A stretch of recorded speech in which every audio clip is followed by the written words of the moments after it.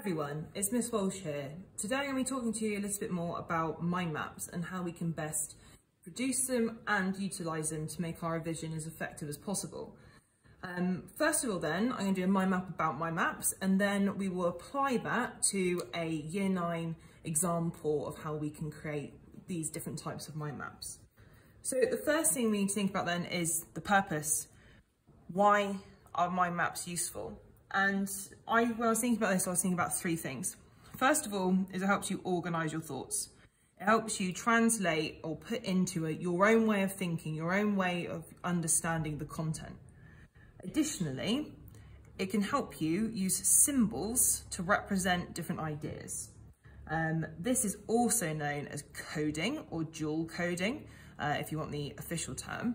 And this is a really effective way of combining text and images to help you understand something in the long run and to help prompt your memory of something much bigger, or a bigger idea, or a bigger concept, bigger definition than just the picture itself. And therefore, it is also very effective for recall. And remember, we've had a few assemblies on this about why revision is important, in that it moves information from our short-term memory to our long-term memory. In order for revision to be effective, we can't be cramming. And for us to not cram, we need to organise our thoughts, and one of the ways we can do that is mind maps. So when we think then about mind maps, we also need to think about how we present them. And there's a few different sort of misconceptions about this that I would like to, tell you rather than you having to work out yourself like I did. Now, the first thing then is neatness. Now, I think we can really fall into a trap here, and that sometimes we think, that the resources we're making have to be really neat, have to be really pristine and perfect. That isn't the case for every mind map. I'm going to take you through two different sort of levels here. You've got step 1 and 2, and then you've got step 3. And I'm going to show you about this in action in a moment. Step 1 and 2, yes, neatness is important because it helps make things clear. But in step 3, neatness is not important. And it's about sort of, applying what you can remember and being able to see what you can and what you can't. A little bit more on this later, so I'm going to put a little star next to it. We also need to think about how we present the information itself. So that might be in form of bullet points. And bullet points, to be useful, will probably need to be short. They need to probably be precise. And they also need to be relevant to that topic. If it's not relevant to that little part of your mind map, then you need to move it into another section.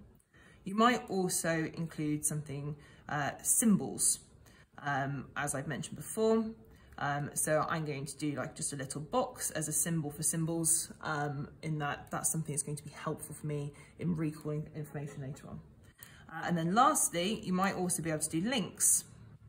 And a link is when you draw a parallel with another section. So maybe I could do a link between symbols here and symbols here, in that the purpose and the presentation of my maps both link to symbols. So let me do a little line. And again, it doesn't have to be hugely neat, but I know that these two things link together and it can help organise my thinking. And then lastly, we need to think about our equipment and what we need for a mind map. Obviously, the basics are a pen and a piece of paper. If you want blank paper, you can ask a teacher, but to be honest with you, it can be lined. I find your jotter paper as effective as a blank piece of paper. As you'll see in a moment, I use some of my jotter paper to make some mind maps. You also might want things like highlighter. Now remember, a highlighter is really helpful to sort of foreground or underline, emphasize information, but it isn't the be all and end all, and it doesn't mean just because you've highlighted something that you have, learned it. Therefore, here are some examples of what you might want to have when you're making a mind map, but realistically, all you need is this. So, without further ado, let's have a look at how I have done a mind map using this information. And we're going to particularly focus on steps 1, 2, and 3. Now, step 1, when you're creating a mind map, is to be able to transpose or to put across information into a slightly different way so that your brain can process it in a different way and therefore help you understand it in a greater depth. So let's pick something that I haven't done in a very long time. I haven't been in year 9 for a very long time, and I haven't done DT for a very long time, and I really miss it. So let's have that a go.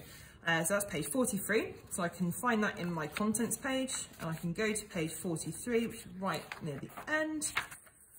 And let's have a look maybe at resistant materials, which I have this page here. So I can see that this has already been divided for me into 3 different sections. I've got the design process, I've got some information on Art Deco, and I've got some steps to make a pewter pendant. I've also really handily got some symbols here already, which I can use to implement some ideas into my mind map. So let's have a look at what step 1 could look like. I have taken this information and applied it to a mind map. Now you can see here that it takes up about as much space, but I have shifted it into something that looks quite different.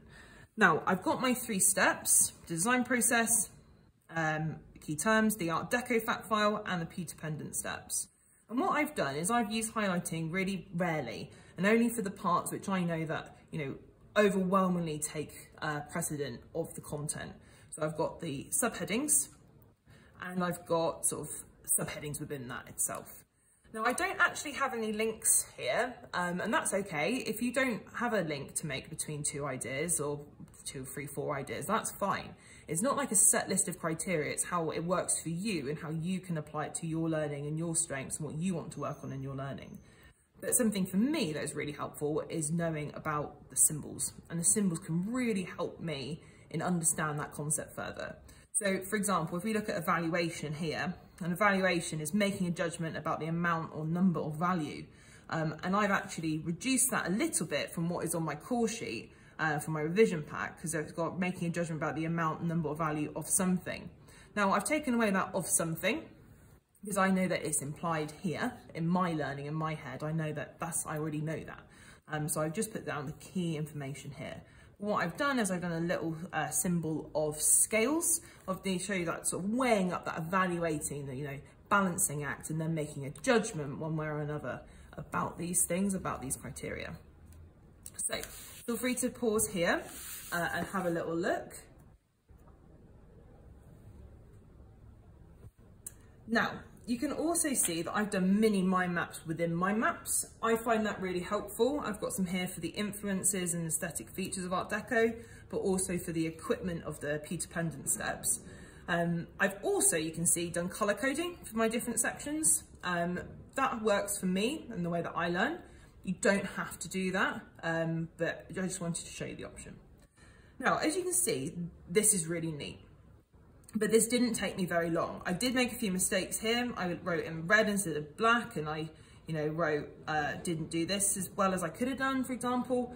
Doesn't matter. Doesn't have to be perfect, but it does have to be clear, because you're going to use this to then do step 2. All of my information is in step 1. This is something that you can use effectively as another version of your core sheet, but you haven't done any recall here. You've transposed the information from one place to another. That in itself can be useful, but that isn't equaling revision.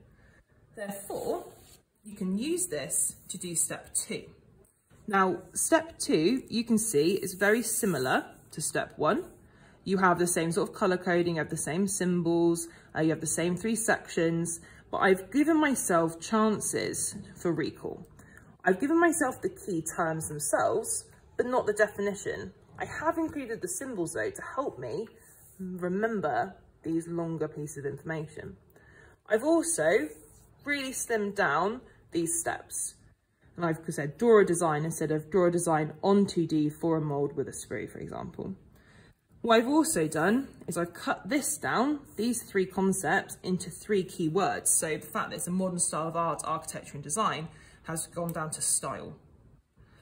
Bold geometric forms have gone into geometric. But again, I've still got my diamond to show that it's rare, I've still got my star to show that it's shiny and new, and I've also removed sunburst here, just key sunburst, because I'm trying to now condense it and enable me to use this to have a verbal recall, and I can talk myself through this.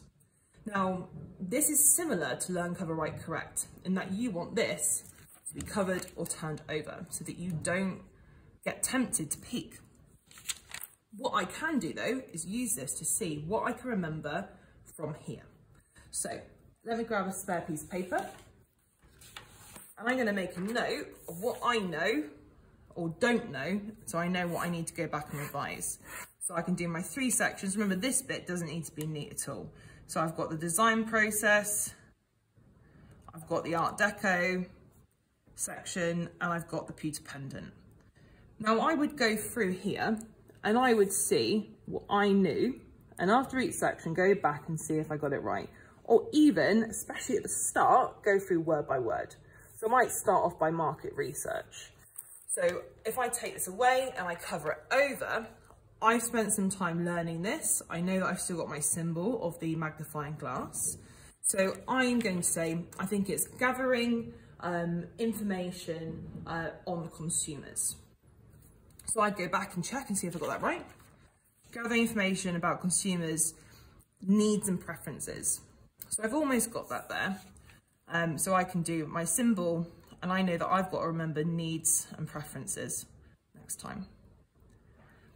And effectively you go through back and forth until you're able to recite this just from this. Now, if you wanted to take it even a step further, you can do an even more redacted version of your mind map. You can see here that I don't even have really any words. Instead of being draw a design, I've cut it down to draw. Instead of having the key terms, I've just got the symbols. So I can see what I know and what I'm totally missing and won't be able to recall. For example, I've not even got the sort of drawing here. I've just got question marks about whether it's the wire or the sprue or the mold, for example. And then I've also got equipment. I've got here my numbers for the steps that these are needed for, because that's how my brain works, and I want to know what I need when. But here I need to recite, you know, how many pieces of equipment, what equipment and when, without even knowing that there isn't one on step 6, for example, which I could tell from here. So let's have a look at how these compare next to each other. Not sure if it will be able to fit in, but you're able to see sort of the different levels of detail that you can have for a mind map. So this is step 1 and 2, where you've got a full version, a reduced version, and it can be, you know, whatever level of reduced that you're comfortable with. Maybe you want to start off with this one and then move to this one. Steps 1 and 2, they do tend to need to be neat. However, once you've done steps 1 and 2, you won't have this. You won't even have this in your exam. So you need to be able to recall this from memory. That's where step 3 comes in. And that's where step 3 doesn't need to be neat. So let's have a look and see if I can recall this. So I know that I'm doing D&T RM, and I can remember off the top of my head that there are 3 sections. Now I know that this third one is pewter pendant. I know that this one is Art Deco, and I know that this one is by definitions. Now I can start off, definitions, sorry. I can start off by listing all my symbols then, because I know that I've got a magnifying glass, I know that I've got an evaluation, I know that there's a pen which shows me annotation. I can also remember that I've got sort of success criteria through here. But having thought about it, I can't remember anymore. So I'm going to need to come back to that with my green pen and correct it so that I know what I've missed. Now for this one, I know that there's sort of 3 criteria that I've zoomed down on, which tells me about Art Deco. And I know that the first one is that it's sort of a style. I know the second one that it sort of represents that luxury, but I might not remember whether it's World War I or World War II. I can do a question mark and come back and double check that. Equally, I know that I've got 2 mind maps. One was influences and one was aesthetics. Now I need to think about how I remember I've got some symbols here, and I know that one's a diamond, so that one's probably to do with rare materials. I remember one's a star, so it's nice and shiny and new materials for the time. I remember that I've got my like lovely geometric shapes here, because I've sort of visualized it on my from my memory, from my old mind map, and I remember there's a flag, and I know it's from different countries. And then there are two key things in terms of the aesthetics. I remember it's the sunburst. And you know, if I know that I know it, instead of writing out, I could just draw the symbol, because I also know that I've got my, you know, my stepped pyramid here as well. And I know that I'm really strong on this section, but I know I've got to revise that section. Equally, I can remember there's 11 steps, so I can write them out. 7, 8, 9, 10, 11. I know that there's some form of drawing here, and I know that there's equipment here. And I've got to go through and work out what I know and what I don't. And once I've done this in full, and this is literally no looking at your original course sheet, no looking at your original mind map, you can then compare and see what you've got right. You can pause here to see what I've missed and what I need to work on. So, I hope that that was helpful. We know what we need to do in terms of equipment. We know how we can present it in different ways. And we know that neatness isn't always key. When I'm making a revision resource that I'm going to use later on, absolutely we can make it neat. But for step 3, which is where the actual learning comes in, when you're recalling it in full with no prompts and no help, don't worry about being neat. And then we know it's to organise our thoughts, to introduce symbols to help our learning, and to practice that recall, which is how that we know that that information has gone from our short-term into our long-term memory. Therefore, use this as a revision technique and make sure that you are using it as effectively as you possibly can. Any questions, please let me know. I hope that this was useful, and hopefully speak with you soon about some of these techniques. Thank you. Bye.